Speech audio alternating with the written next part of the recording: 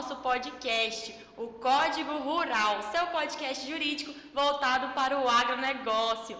Lembrando que o conteúdo aqui passado é meramente informativo e não substitui a consulta a um advogado especializado.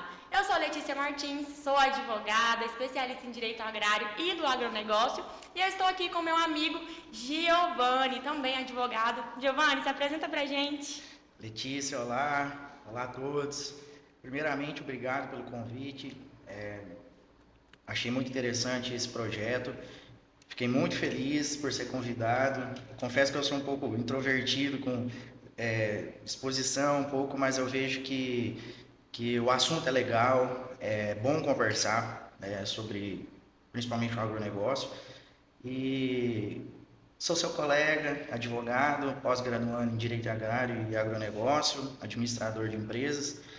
E, novamente, estou muito feliz de estar aqui com você, para a gente trocar essa ideia, começar a fomentar esse projeto que vai ser maravilhoso.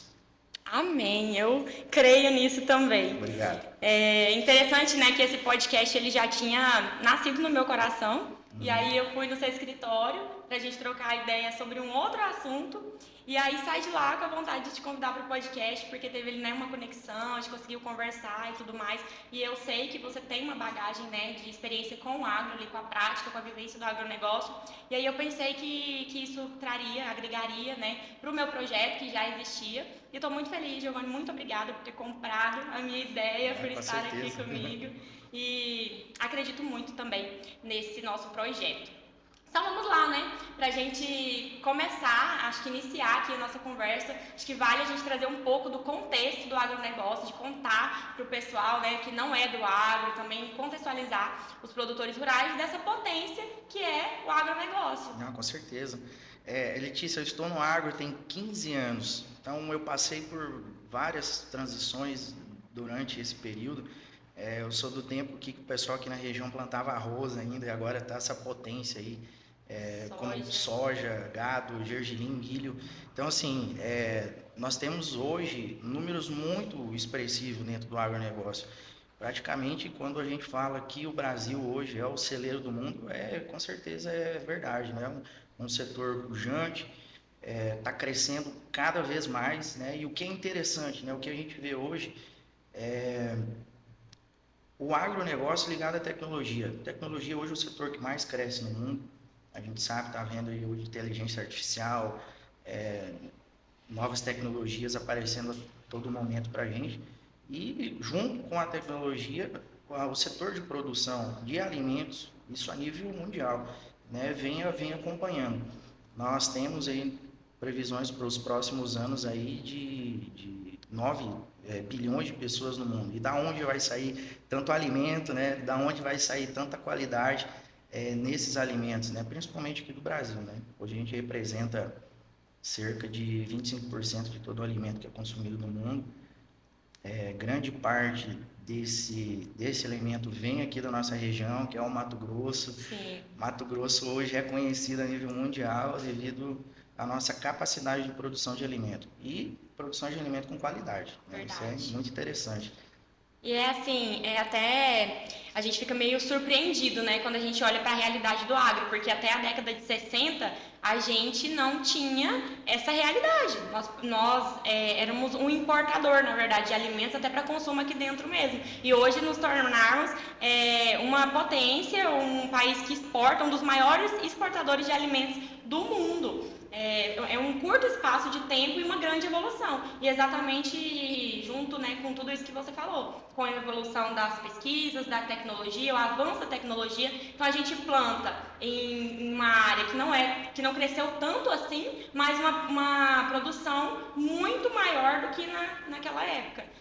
Tudo isso devido ao avanço da tecnologia, de a gente conseguir ter essa produtividade sem aumentar a área plantada, e aí a gente já entra em ações como sustentabilidade, meio ambiente e todas essas vertentes do agronegócio, né?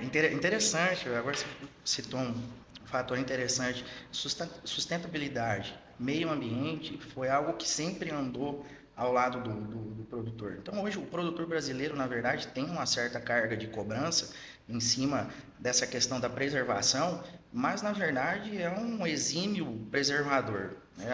Assim, seguindo a nossa legislação, 2012, nosso Código Ambiental. Então, hoje, o produtor não consegue nem vender o produto dele para o exterior se não tiver devidamente regularizado com todas as cobranças ambientais.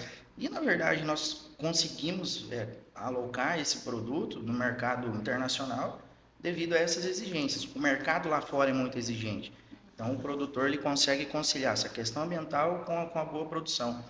Mato Grosso, por exemplo, hoje nós temos a cada sete cabeças de bovinos que é abatido, uma está no Mato Grosso, então é muito expressivo. Mato Grosso hoje tem um rebanho muito grande, não só na soja e do milho, como nós somos conhecidos, né? Passamos nos Estados Unidos tem vários anos já na produção de soja, mas também no milho. Recentemente aqui nossa região teve um boom muito expressivo na questão da produção do gergelim. Podemos ver aí, é notório que várias empresas se instalaram aqui, já estão se instalando na região. Então, é uma região que desponta de todas as outras regiões a nível de Brasil. Isso é muito interessante, viu? Nós temos boas projeções aí para o futuro, ferrovia já está na porta de casa praticamente, Verdade. vai dar um hub logístico muito interessante para o escoamento da nossa produção. Então, é muito bom fazer parte disso tudo. Como eu falei antes, faz 15 anos que eu acompanho isso e, se Deus abençoar, eu quero continuar vários anos acompanhando todo esse desenvolvimento. E cada vez está mais latente, cada vez está mais expressivo e, sim, tem bons cenários aí para frente. Sim, para a gente que vive aqui, né, numa cidade que vive o agro, para a gente é muito natural. A gente realmente tem essa vivência, essa experiência desde criança, né, de conviver ali com o produtor, com o pecuarista e tudo mais.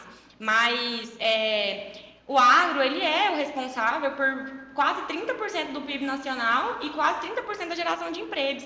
Então, é uma realidade que muda realmente, né, o nosso país. O nosso país é guiado pelo agronegócio, o agro movimenta o nosso país e às vezes ainda é criticado aí por algumas... Muito Muito criticado, criticado, na né? verdade. Muito criticado. Não, que bom, Letícia, esse projeto vai ser muito legal. Eu vim, eu vim de uma família gaúcha, eu sou gaúcho. E por que eu gosto de falar isso? Porque, na verdade, é a história aqui de Água Boa. Esse ano fez 50 anos de município. Eu vim do Rio Grande do Sul, junto com a minha família, tem 20 anos. Morei em chácara praticamente a minha vida toda.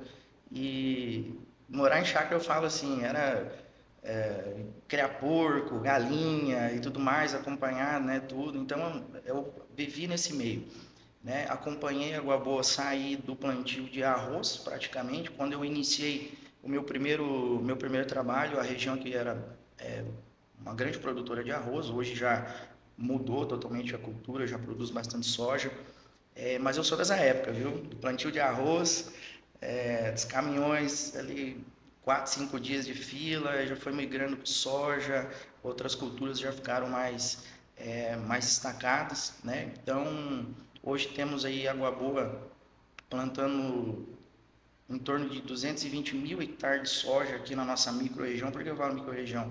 Aí envolve aqui toda a nossa capacidade operacional de receber todo esse grão. Então, a microrregião hoje na Nazaré, um pouco de Cocalinho, a gente pega algumas fazendas mais distantes que utilizam a nossa estrutura aqui, e vimos recentemente bastante empresas novas chegando nessa questão de recebimento, de padronização de grão.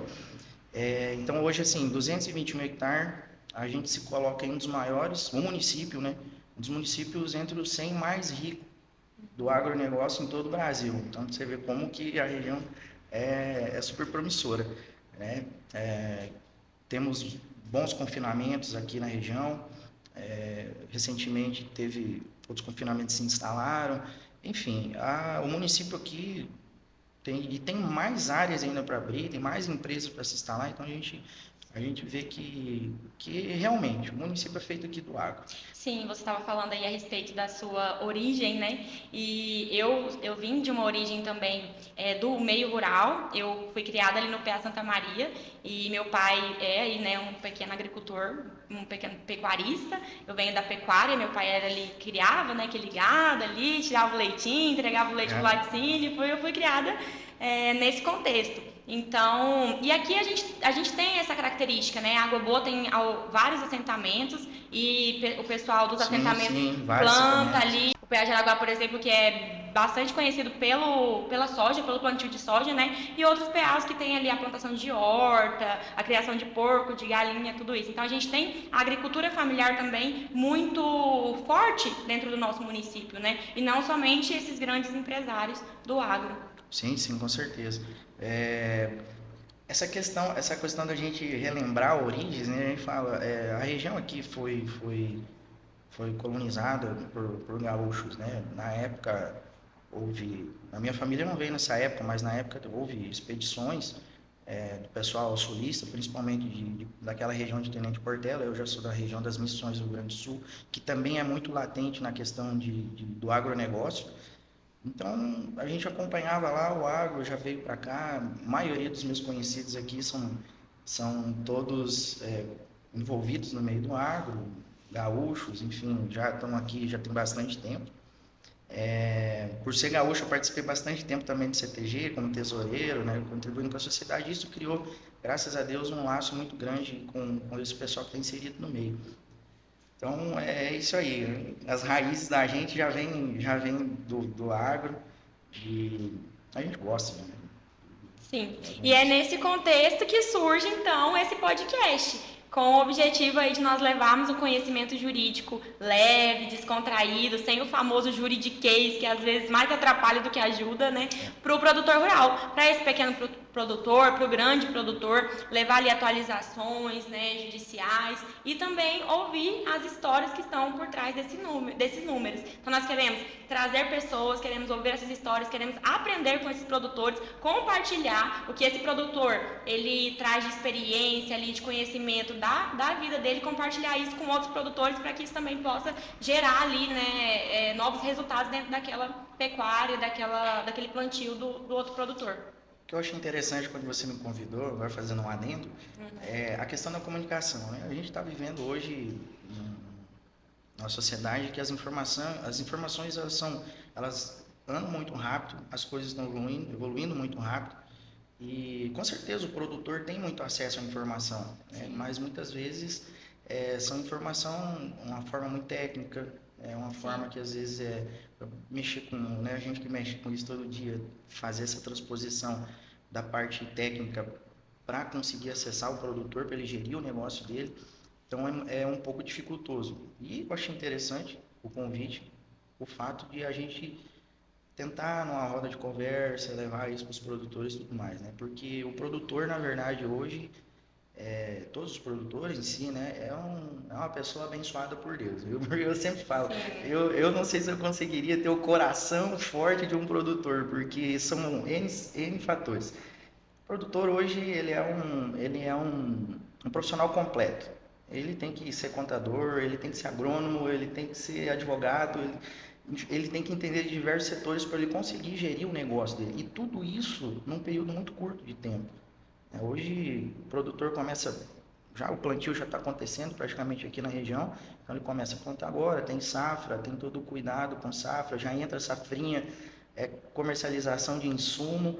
Tudo muito dinâmico, tudo muito rápido, dinâmico, né? Isso, funcionário, enfim, questão tributária que é muito pesado, isso tudo tem que ser muito preciso. Fora, o que eu sempre falo, isso tudo está na mão do produtor. Agora, o que não está na mão do produtor é a questão climática, né? Então, por isso que eu falo que o produtor ele tem que ter o coração muito forte, de estar sempre ali rezando, estar sempre pedindo chuva no momento certo, sol no momento certo, porque a chuva em excesso também é prejudicial no ciclo do desenvolvimento da planta, no enchimento de grão, principalmente na parte da colheita, que hoje é uma das deficiências que nós temos hoje no Brasil, é a capacidade do recebimento, padronização e o transporte do grão.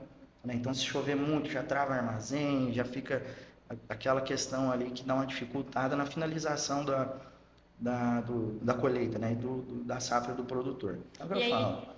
E aí a gente entra, né, nos riscos inerentes à atividade, que é exatamente o fato do agro ser essa empresa a céu aberto, o empresário, né, o produtor rural ter que lidar com todas essas adversidades, muitas vezes que não estão em seu controle, na maioria das vezes. Tem ali alguns aspectos que consegue mitigar, consegue controlar, consegue agir a tempo e outros que de fato não consegue.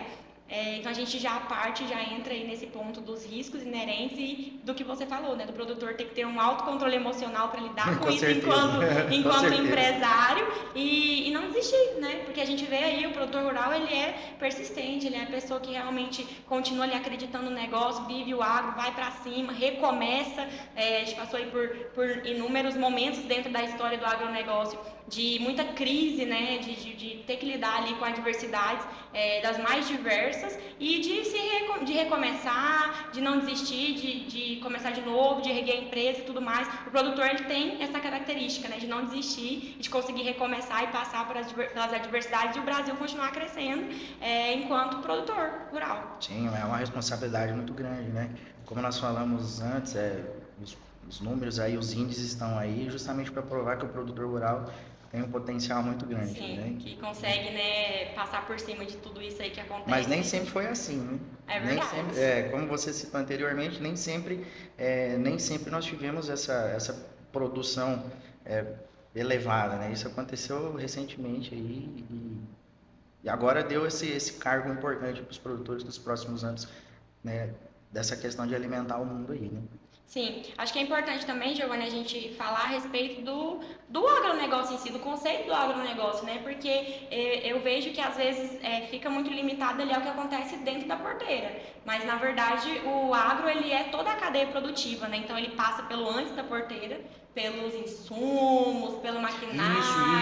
Isso. Não só tratando do produtor rural em si, mas tem N empresas e N profissionais que trabalham nisso, né? Porque para o produtor poder plantar a lavoura dele, comercializar, ele precisa de insumos, ele precisa do transporte pós-colheita, ele precisa do armazém, ele precisa do seu contador, do seu advogado, todo mundo ali tá assessorando ele para que tudo ocorra bem, né? Então, assim, começa sempre, né, na parte da aquisição dos insumos, o preparo do solo, da terra, com acompanhamento de profissionais, né?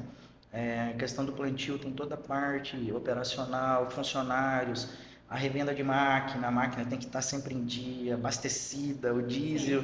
Então a pressão é realmente uma pressão muito grande, né? E o pós-colheita também, tão interessante quanto a antecipação. Porque se o produtor não comprar um insumo num preço bom, se o produtor não fizer a rede do seu produto, fazer um travamento de determinada fatia da sua produção estimada, que ele vai depender do clima também, né? Então, assim, as estimativas sempre são muito boas, né? O otimismo, né, do produtor sempre é muito bom, mas depende do clima, né? E se ele não fazer todas essas cotações, se ele não conseguir fazer essa margem dele realmente ser eficaz e eficiente, o negócio dele pode entrar numa crise. Né? Já passa pelo risco financeiro e já... Exatamente. Então, o produtor hoje tem duas vertentes, né? Fazer uma boa gestão do seu negócio e rezar pelo clima. Sim, né? Isso é o ano todo, né? Mas o produtor só trabalha na safra. Não, negativo, né? O período de sazonalidade, ele está na safra ou na safrinha, os outros períodos ele está comprando seus insumos. Diariamente depende de um mercado. E o mercado hoje tem a questão da volatilidade, tanto do dólar, quanto da questão política, que inclusive está muito sensível. Sim, a gente até estava conversando, né, antes, que é tão delicado esse ponto político dentro do agronegócio, que às vezes uma fala de um presidente impacta o valor da soja na bolsa e já atinge todo o negócio ali do empresário. E até engraçado, que culpa tem o produtor disso, não né? Tem culpa não tem, nenhuma, mas ele é afetado. Preço, né? Ele é afetado, então ele tem que estar sempre observando as informações, sempre acompanhando o mercado, que é o que a gente falou antes. O produtor hoje, com certeza, ele tem acesso à informação, né? Mas tem que ter acesso à informação de qualidade, para ele saber qual que é o momento certo de ele fazer as compras, fazer as vendas, as contratações, né? E seguir toda a legislação que hoje nós temos, né? Todas as leis que nós temos, trabalhista, ambiental. Uma legislação extensa, né? Muito extensa, com certeza. Com certeza. Isso, é verdade. E falar em legislações aqui, podemos fazer alguns apontamentos aqui de algumas leis, né? Até 1850 nós estávamos falando aquele dia na visita lá do escritório, né, das Seis Marias, né, até então não tinha um regulamento de compra e venda de terra, então até então era tudo muito precário, né, e começou a partir de, basicamente, 1960. Sim. 1960 começou a mudar o cenário jurídico. Vem aí a Lei de Terras, né, seguida do Estatuto da Terra, que regulamenta toda essa questão fundiária, de como nós vemos o Brasil organizado hoje, começa lá nessa década, né, com essas primeiras leis que regulamentam, de fato, a venda, né, passa então a terra ser adquirida apenas por compra e venda. E politicamente falando, já pegando esse adendo, foi justamente na mudança para o regime militar que daí começou a aparecer essas novas mudanças jurídicos, né? Na década, eu até vou ter uma sugestão, não sei, alguém gosta de filme aqui, um pouco antes da década de 60, os irmãos Vilas Boas, né, vieram para a região aqui para desbravar a região, né, e abrir toda essa área aqui, foi que nasceu o Parque do Xingu, justamente nesse período. Uma sugestão, um filme Xingu, né? Isso. Xingu, acho que tem até na Netflix para assistir. Mostra muito a nossa região aqui, desde o posto avançado Chavantina até a região do Xingu hoje, que é uma das regiões mais produtoras aí do estado. Então, a partir dessa época aí começou a aparecer bastante lei, né? Estatuto da Terra, que a gente utiliza até hoje, nas questões das negociações. E aí vem em 1965, né, a Lei do Crédito Rural, que é um marco onde de fato o agronegócio começa a crescer, porque até então, como a gente mencionou, nós éramos um importador e a partir dessas políticas públicas de incentivo, o pontapé inicial é dado e o agro começa a se tornar de fato tão grande como ele é hoje, através da possibilidade de financiamento de custeio, né? Porque assim, na época não era diferente de hoje em dia. O que o produtor precisa hoje? Crédito. Né? Precisa crédito. E até então não tinha nada que documentava isso. E a partir de então começou o governo a disponibilizar crédito para justamente fomentar a questão da agricultura, da produção, para nós não sermos mais dependentes. Exatamente, até porque a gente tinha passado, né, o Brasil tinha passado por diversas crises de abastecimento por sermos dependentes de outros países. E a partir de então a gente passa a produzir primeiramente para consumo, aqui para abastecimento interno, e de repente a gente começa a exportar, chegar no nível alarmante até, né, que nós vivemos hoje, de ser um dos maiores exportadores de alimentos do mundo. Condiz justamente com o fomento do governo mesmo de expandir, de conhecer outras regiões e abrir, né, outras regiões. Sim, a gente vê que ao longo da história, infelizmente, né, sem entrar em questões políticas, mas essa força, né, que veio o crédito rural nesse momento, a gente foi perdendo devido a toda a tributação, a organização dos bancos e tudo mais, e hoje a gente, infelizmente... Na verdade, não temos como falar, deixar de falar de política quando a gente fala de lei, né? Então, não tem como, né? Verdade, tá ali tudo muito ligado, né? Aí, pegando o gancho, na década de 70 também foi criada a Embrapa, que, na verdade, por muitos anos foi a referência de desenvolvimento de novas tecnologias, semente, questão de produção, porque na verdade a Embrapa é uma empresa nativa brasileira em que ela focou no desenvolvimento das regiões que estavam abrindo na época. Sim. Eu lembro quando eu trabalhava com arroz, a maioria das variedades de arroz era só a Embrapa que lançava, os arroz sequeiro, que existe o arroz irrigado e o arroz sequeiro, que foi desenvolvido especificamente pela Embrapa para abertura de área, que é uma cultura muito indicada para abertura de área.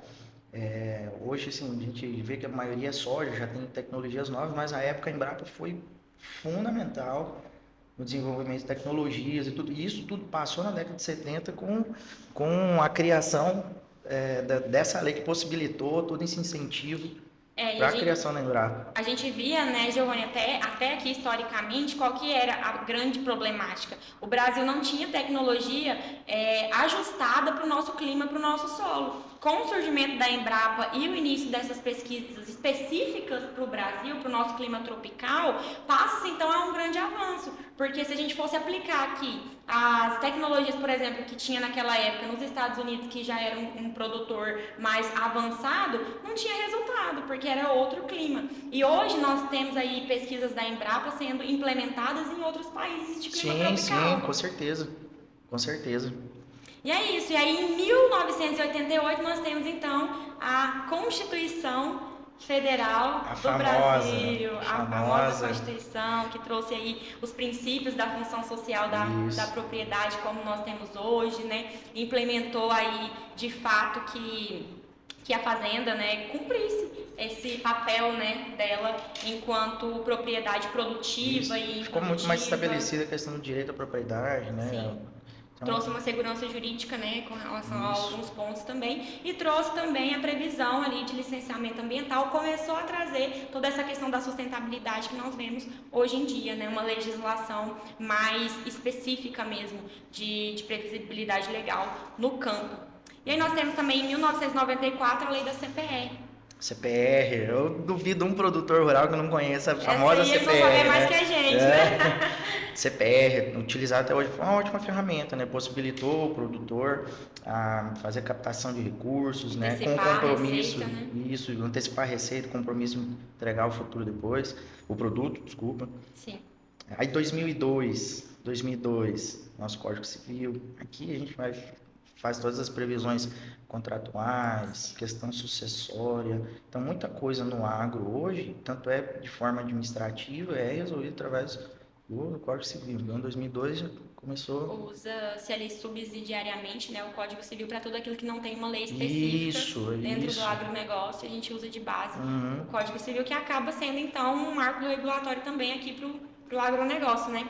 E aí em 2006 a gente tem o Estatuto da Agricultura Familiar, que reconhece legalmente o pequeno agricultor, o agricultor familiar, né? Muito E importante, muito inclusive, na importante. cadeia produtiva. Organiza ali os acessos da agricultura familiar a créditos, né, específicos, como por exemplo nós temos o Pronaf, né, e de fato passa então, coloca-se então de fato essa agricultura familiar dentro do negócio realmente, né, com a possibilidade de ter o crédito, de produzir e de ter um preço competitivo no mercado. Que se você não tem, se acessar o crédito e você está lá botando ali, às vezes, com recurso próprio, você não consegue produzir em uma escala para ser competitivo Não, no mercado. é muito importante, eu sempre achei interessante essa parte, que o pequeno produtor, a agricultura familiar, se não tiver, né, um recurso, um fomento, né, um subsídio, né, do governo, não tem como, né, ter ali a sua produção e tudo mais. Então, e foi justamente uma transição de governo também, né? Então, assim, o que a gente está vendo? Uma sequência de leis, uma sequência de ações de vários governos, mas que não deixaram desassistido, né, determinados pontos. Em 2012 teve o novo Código Florestal, seguindo todos os preceitos aí na questão da preservação. Isso tudo leva, na verdade, também a muito rigor internacional. Se não acontecer isso, a gente se adequar com o que o cliente internacional quer, que é um dos fatores da exigência ambiental, a gente não exporta. Então, a lei ela tem essa característica, né? Não é uma lei sendo criada e depois o comportamento sendo moldado. Na verdade, é o comportamento humano, ou seja, que o comportamento do agronegócio sendo transformado, e a lei precisa passa a regulamentar então aquele avanço. No Código Florestal, por exemplo, de 2012, a gente vê instituído o CAR, né? Que hoje é requisito para crédito rural. Se você não tem CAR, você não tem acesso a crédito. Então, de fato, é isso que você falou, né? A lei ela precisa acompanhar toda a movimentação que tá acontecendo e colocar o Brasil nesse cenário de competitividade, se adequando ali aos requisitos que estão sendo cobrados lá fora. Perfeito. E aí, em 2020, a gente tem a Lei do Agro, que modernizou aí, né, alguns sistemas de garantias do agro, incluindo o patrimônio rural de afetação.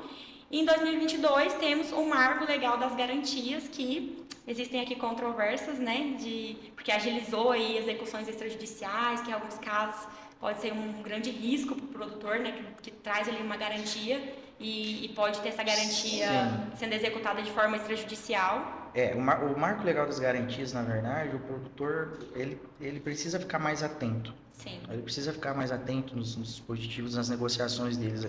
Então, essa do marco legal das garantias aí é algo que o produtor tem que observar bem. Mas voltando um pouquinho, 2020 teve a mudança também da lei da recuperação judicial e falência. Na verdade, é uma lei de 2005, Só que não, essa de 2005, a 1101, ela não previa a possibilidade do produtor rural solicitar recuperação judicial. Então, a Enquanto partir de pessoa física. 2020, teve outras alterações, mas a partir de 2020 o produtor rural ele passou a ser visto como realmente uma empresa, Empresário. mesmo sendo CPF. Então, assim, Sim, tem vários fatores que o produtor rural pode utilizar para estar usufruindo desse mecanismo, se recuperando ali, né, de uma recuperando, regularizar crise. as contas.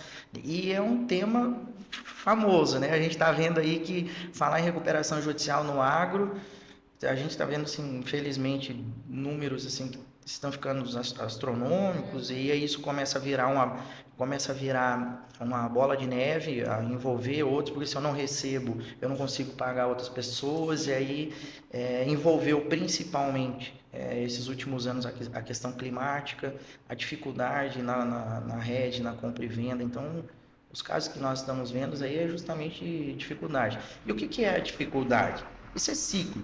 Para o produtor rural é ciclo. O produtor rural na década de 90 teve a dificuldade com o plano Collor, que houve aquela captação de Sim, recursos, mas teve muito produtor que foi prejudicado. A partir de anos depois que conseguiu se se reerguer, reerguer, reestruturar. e isso que teve seu valor revisto. Teve também outra situação aqui na região, como eu citei antes, da questão da produtividade de arroz, que era praticamente o produto dominante.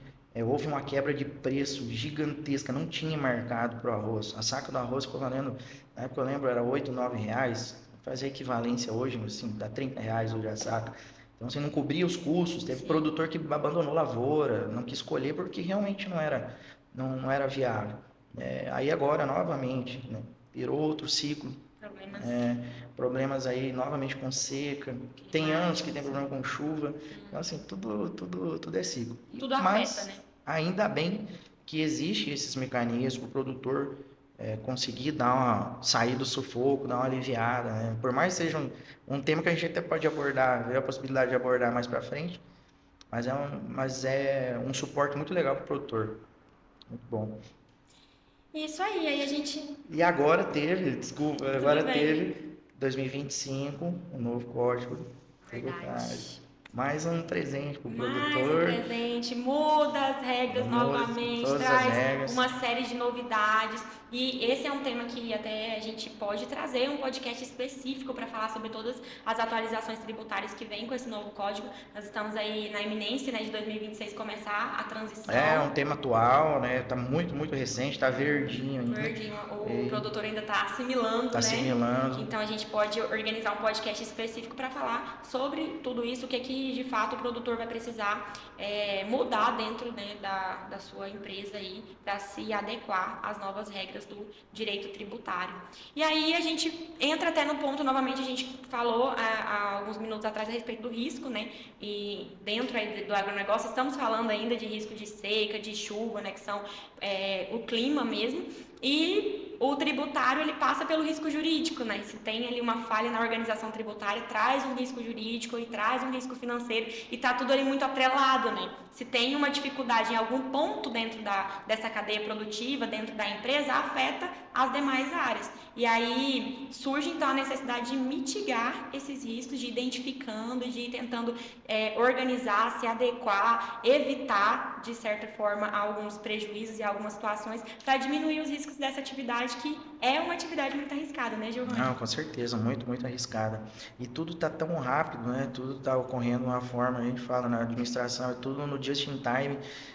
Assim, tudo no seu tempo certo, correto, e qualquer vacilo, tirando o clima, que a gente não controla, né, novamente, Sim, mas é de suma importância também o produtor ter as ferramentas corretas, sim.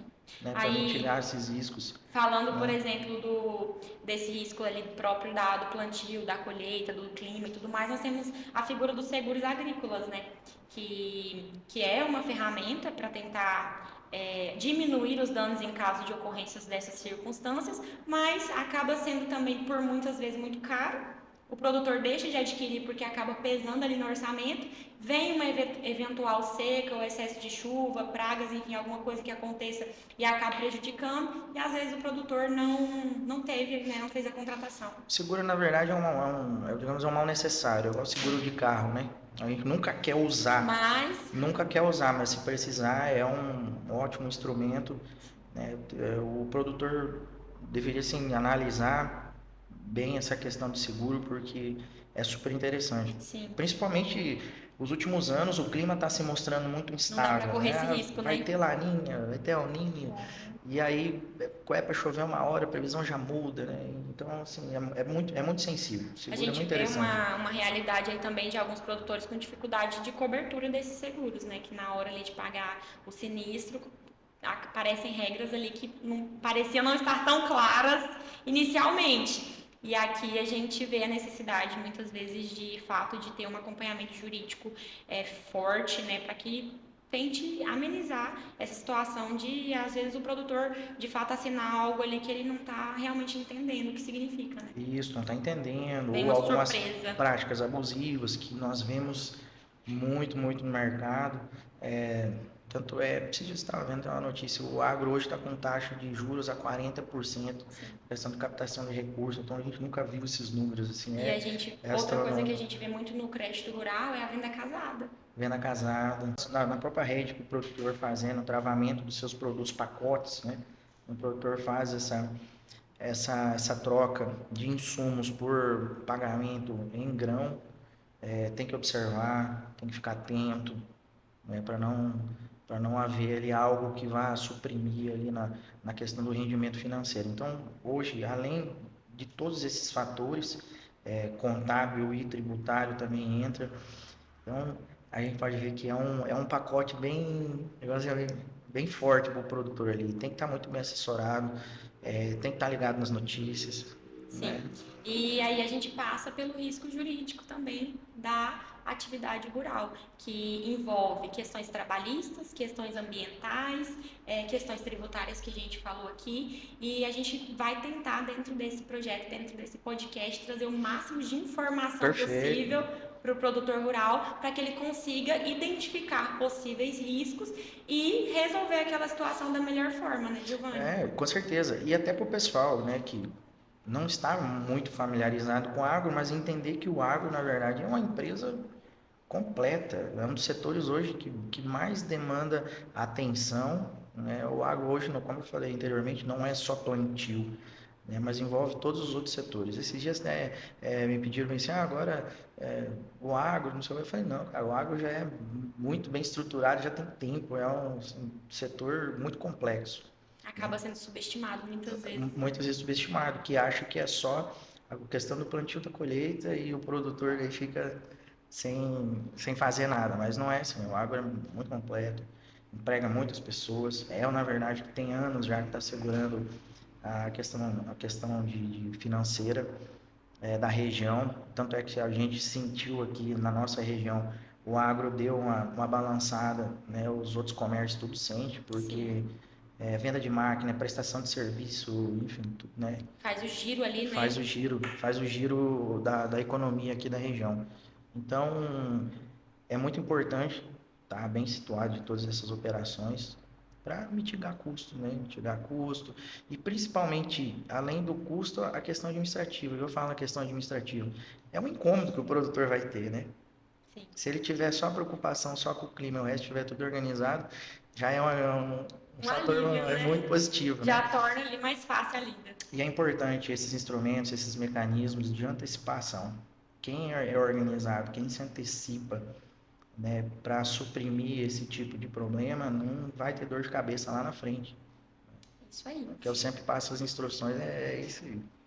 De fato. E Né? aí, conta pra mim, Giovanni, então, encerrados aqui alguns pontos jurídicos, como que tá seu coração para esse tempo de podcast, para as pessoas que nós vamos trazer, para as histórias que nós vamos ouvir, e até falo assim da experiência, né, enquanto morador de Água Boa já há 15 anos, vasto conhecimento aí com a cidade, com as pessoas, conta pra gente. Eu fiquei feliz.